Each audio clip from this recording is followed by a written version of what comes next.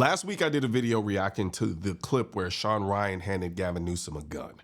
But now I've seen the full segment where they talk gun control, and it's worse than I expected.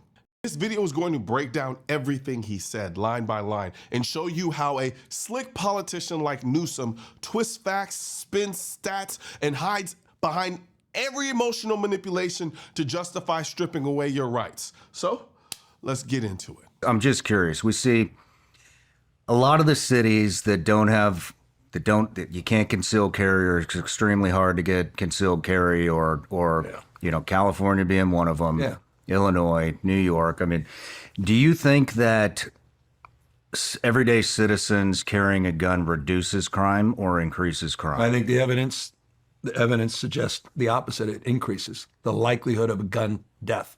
No shit, Sherlock. Of course, if more people are carrying guns, you might see more gun deaths, because guess what?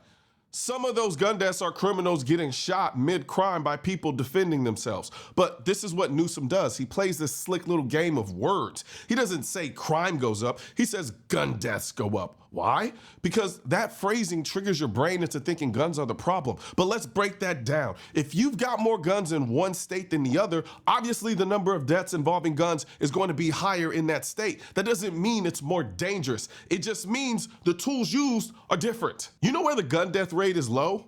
The UK. Know what they do have a lot of? Stabbings.